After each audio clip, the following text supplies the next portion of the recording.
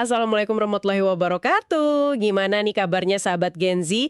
Tahu nggak kita bakalan ngobrolin apa sekarang nih? Tenang, relax, nggak perlu overthinking, apalagi sampai stres. Kita akan masuk ke topik pertama dari edisi Gen Z, anti gagal paham, yaitu iman sistem 3 in 1. Nah, coba deh waktu dengar kata iman, apa sih yang pertama kali muncul di kepala? Cuma sekedar percaya gitu aja? Nah, itu dia. Kata percaya itu baru sampulnya aja, baru gerbang depannya. Beberapa sumber bahkan ngasih analogi yang kuat banget. Iman itu kayak jembatan. Jembatan? Iya, jembatan yang kita bangun buat nyebrang dari dunia nyata yang kita lihat ke Allah yang gaib. Makin kokoh jembatannya, ya makin kuat hubungannya. Wah, aku suka analogi jembatan itu. Artinya strukturnya harus jelas, harus kuat. Bukan cuma angan-angan kan. Kalau jembatannya rapuh ya kita nggak akan pernah nyampe ke seberang. Nah ini nih yang bikin topik ini jadi fundamental banget.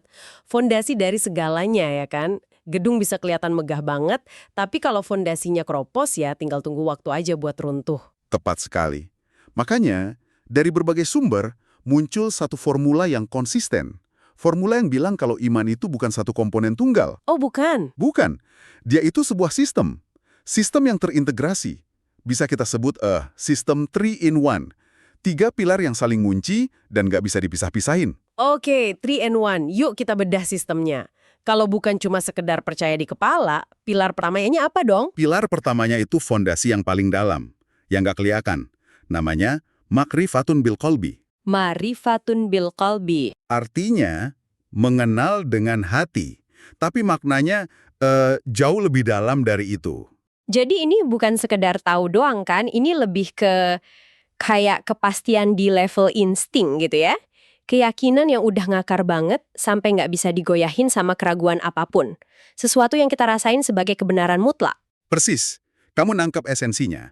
Ini keyakinan yang meresap ke inti sel, bukan cuma informasi yang disimpan di otak. Nah, setelah fondasi hati ini nancap kuat, baru pilar kedua bisa dibangun. Apa itu? Yaitu, qaulun bilisan, diikrarkan dengan lisan. Nah, ini bagian deklarasinya. Pengumuman resminya gitu ya. Dari keyakinan personal yang sunyi di dalam hati. Jadi sebuah pernyataan publik yang sadar. Contoh paling dasarnya tentu aja ngucapin 2 kalimat syahadat. Ini kayak tanda tangan kontrak secara verbal kan? Analogi yang bagus. Itu momen komitmen publiknya. Tapi, disinilah sistemnya jadi menantang banget. Hati udah yakin, lisan udah ngomong. Tapi semua itu bisa jadi omong kosong tanpa pilar ketiga. Ini ujian sesungguhnya. Amalun bil arkan. Dibuktikan dengan perbuatan. Tepat. Nah, ini dia. Ini bagian di mana teori ketemu sama realita. Gampang banget buat yakin di hati atau ngucapin kata-kata indah. Tapi ngebuktiinnya dengan seluruh hidup kita, itu rasanya kayak final boss dalam sistem ini. Wah, ini jadi kayak analogi kursi berkaki 3 ya. Kalau satu kakinya hilang, kursinya nggak cuma pincang, tapi bisa jadi jebakan. Dan yang menarik, bukan cuma jadi stabil. Beberapa sumber bilang, waktu 3 pilar ini, hati, lisan, sama perbuatan, akhirnya nyatu dan kokoh. Akan lahir sebuah kualitas baru yang namanya takwa. Takwa. Dan dari takwa inilah, Allah ngasih anugerah yang luar biasa, namanya Furqan. Furkan? Kedengarannya kayak semacam upgrade sistem gitu. Bukan lagi cuma iman, tapi kemampuan baru. Semacam superpower. Bisa dibilang gitu. Furqan itu kemampuan buat bedain dengan jelas banget mana yang benar dan mana yang salah. Mana yang hak, mana yang batil. Kamu jadi kayak tiba-tiba punya kompas moral internal atau filter super canggih yang dikalibrasi langsung sama Allah. Jadi nggak gampang ketipu, nggak gampang goyah. Oke. Sistem 3 in 1 ini logis banget, tapi juga ketat banget ya. Ini jadi bikin aku mikir satu pertanyaan kritis. Gimana dengan orang-orang super baik di luar sana yang mungkin nggak punya paket lengkap ini? Mereka yang perbuatannya luar biasa, rajin beramal, tapi mungkin nggak punya keyakinan hati atau ikrar lisan. Nasib amal baik mereka gimana? Ini pertanyaan yang sangat penting. Dan ada satu sumber yang ngejawab ini dengan lugas banget lewat sebuah kisah nyata. Kisah tentang Abdullah bin Jad'an. Pilar perbuatan, skornya udah 10/10. Tepat. Kedermawanannya legendaris. Nyambung silaturahim, ngasih makan orang miskin, Amal sosialnya sempurna. Suatu hari, Aisyah, istri Nabi, nanya ke Rasulullah. Pertanyaan yang sama persis kayak pertanyaanmu. Wahai Rasulullah, Ibu Jaddan di masa jahiliyah dulu itu orang yang gemar menyambung silaturahim dan memberi makan orang miskin. Apakah semua itu bermanfaat buat dia di akhirat? Pertanyaan yang mewakili kita semua. Terus jawaban Rasulullah apa? Jawabannya singkat, lugas, dan cukup mengejutkan. Apa itu? Tidak. Tunggu. Kok tidak? Itu kedengarannya keras banget ya. Seumur hidup berbuat baik, legendaris pula, dan nilainya jadi 0. Dari kacamata modern, ini bisa dibilang nggak adil. Apa alasannya? Nah, alasannya sangat fundamental. Rasulullah ngelanjutin, itu semua nggak bermanfaat buat dia. Karena dia nggak pernah sekalipun dalam hidupnya bilang, wahai Robku, ampunilah kesalahanku pada hari pembalasan. Oh, Dengan kata lain, dia nggak pernah nyambungin perbuatan baiknya ke sumber yang lebih tinggi. Dia nggak punya pilar keyakinan hati ke Allah dan hari pertanggungjawaban. jadi ini soal kenapanya. Maksudnya amal baik itu kayak lampu yang terang banget, indah, tapi iman itu. Colokan listriknya. Nah, colokan listriknya tanpa dicolok ke sumber daya yang benar, yaitu keyakinan ke Allah, ya lampu itu nggak bakal pernah nyala di akhirat, secanggih apapun bohlamnya. Analogi yang sempurna. Itulah intinya. Al-Quran bahkan negasin ini di surat At-Taubah. Di situ disebutin kalau amalan orang musyrik itu bakal sia-sia, bahkan kalau mereka memakmurkan masjid sekalipun. Wow, oke, jadi paket lengkap 3 pilar ini harga mati, nggak bisa kurang satu pun. Biar lebih kebayang, ada nggak contoh nyata orang yang gagalnya itu pas banget di salah satu pilar? Ada. Dan ini menarik banget. Kita bisa mulai dari kegagalan yang paling dramatis. Kegagalan di pilar perbuatan. Contohnya, Firaun. Firaun? Tunggu, aku kaget pas baca ini, bukannya dia itu kebalikannya iman. Di mana letak imannya sampai bisa dianalisis? Nah, ini detail yang sering kelewat. Di momen paling krusial hidupnya, pas tenggelam di Laut Merah, Firaun itu sebenarnya memenuhi 2 pilar iman. Hah? Gimana ceritanya? Dia teriak, seperti yang dikisahkan di surat Yunus. Dia bilang, saya percaya bahwa tidak ada sesembahan selain yang disembah oleh Bani Israel, dan saya termasuk orang-orang yang berserah diri. Luar biasa. Jadi di detik-detik terakhirnya, pilar hati alias keyakinan dan pilar lisan alias ikrar itu sebenarnya terpenuhi. Tapi imannya ditolak mentah-mentah. Berarti gagalnya murni di pilar ketiga ya, pilar perbuatan. Tepat sekali. Seluruh rekam jejak hidupnya, amalannya, itu 180 derajat bertentangan sama ucapannya di akhir hayat. Pilar perbuatannya bukan cuma kosong, tapi minus besar. Ditambah lagi, pengakuannya diucapin pas terpaksa, nyawa udah di ujung tanduk. Jadi sistem deteksinya sebagai data yang nggak valid, pengakuan yang nggak diverifikasi sama aksi. Oke, ini jadi pelajaran penting. Iman itu bukan tujuan akhir yang bisa dicapai di detik terakhir, tapi keselarasan tindakan yang terus-menerus. Firaun nyoba login pas servernya mau dimatiin, tapi ditolak karena riwayatnya penuh malware. Oke, itu Firaun. Gimana sama kasus sebaliknya? Kegagalan di pilar lisan. Ada. Dan ini kasus yang jauh lebih tragis dan menyentuh. Abu Tholib, paman Nabi Muhammad. Oh, Ini contoh iman yang kuat banget di hati dan perbuatan, tapi bolong di pilar lisan. Abu Tholib yang selalu jadi tameng hidup buat Nabi, yang lindungin dari segala ancaman. Dari sisi perbuatan, kontribusinya nggak ternilai.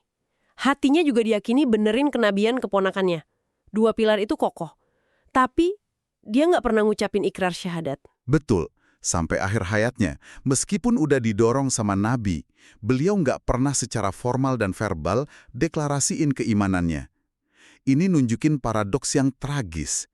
Kamu bisa jadi sekutu dan pelindung terbesar buat sebuah keyakinan, tapi tanpa login formal deklarasi lisan itu, sistem nggak bisa verifikasi akunmu secara penuh. Terus konsekuensinya apa? Karena pembelaannya yang luar biasa, beliau dapat keringanan siksa di neraka. Katanya siksanya yang paling ringan. Tapi, fakta bahwa masih ada siksa, itu nunjukin betapa krusialnya pilar lisan itu. Jadi lisan itu kayak pengesahan final ya? Stempel resmi atas apa yang ada di hati dan perbuatan. Tepat. Ini beneran menyedihkan. Firaun gagal di perbuatan. Abu Tholib gagal di lisan. Nah, pilar terakhir yang paling tersembunyi dan mungkin paling menakutkan, kegagalan di hati. Ini yang paling nyambung sama pertanyaan awal soal iman panggung. Nah, betul. Ini kasusnya orang-orang munafik. Dari luar, iman mereka kelihatan sempurna. Lisannya fasih, perbuatannya kayak orang beriman. Mereka sholat, ikut perang, tapi hatinya kosong. Performative faith. Nah, itu dia. Iman yang cuma buat pertunjukan. Sebuah spiritual deepfake. Paling bahaya karena terselubung. Ada contohnya? Surat At-Taubah ngasih contoh yang tajam banget. Ada sekelompok orang janji di depan publik. Kalau Allah ngasih kami karunia, pastilah kami akan bersedekah. Lisannya kedengeran soleh banget kan? Iya, kedengaran bagus. Tapi apa yang terjadi pas mereka beneran dikasih karunia? Mereka jadi kikir, terus berpaling. Perbuatan mereka ngekhianatin janji lisan mereka.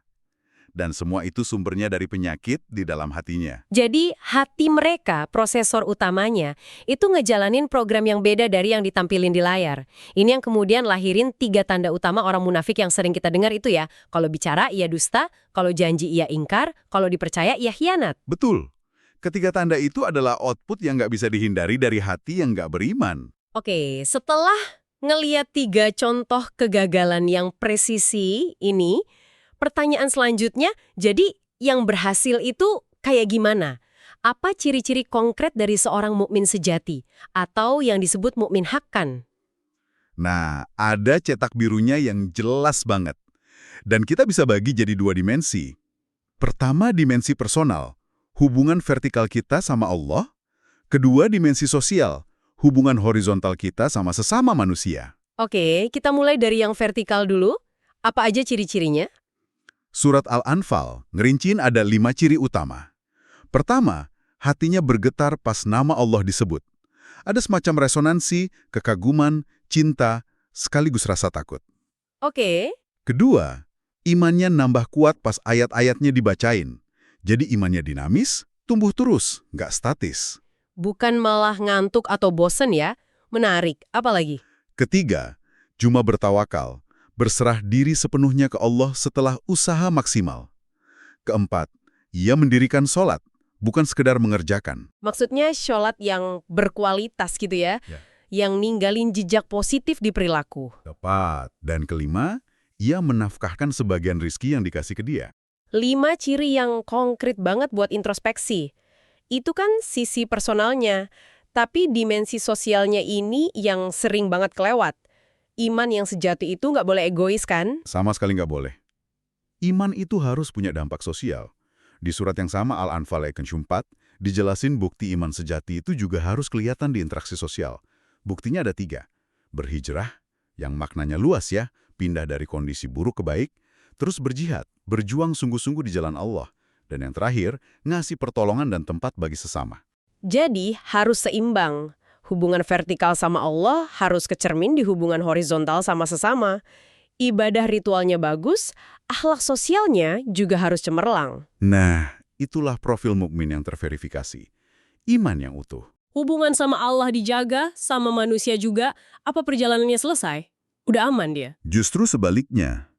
Disitulah ujian sesungguhnya baru dimulai. Loh, Al-Quran di surat Al-Ankabut seolah-olah nanya langsung ke kita. Apakah manusia mengira bahwa mereka akan dibiarkan hanya dengan mengatakan, kami telah beriman, sedang mereka tidak diuji? jawabannya udah jelas. Ujian itu pasti datang sebagai proses verifikasi akhir. Tepat sekali. Tujuannya buat memfilter. Buat misahin 2 kualitas iman. Golongan pertama itu pemilik iman syadaku. Syadaku. Iman yang benar, jujur, otentik. Iman mereka murni, nggak dicampur kemunafikan atau syirik. Balasan buat mereka adalah rasa aman dan petunjuk. Lalu golongan kedua? Golongan kedua, pemilik iman kadzib bin. Iman yang dusta, palsu atau kawelah. Mereka ini yang di mulut ngaku beriman, tapi pas diuji dikit aja, hatinya langsung mendua, perbuatannya nyimpang.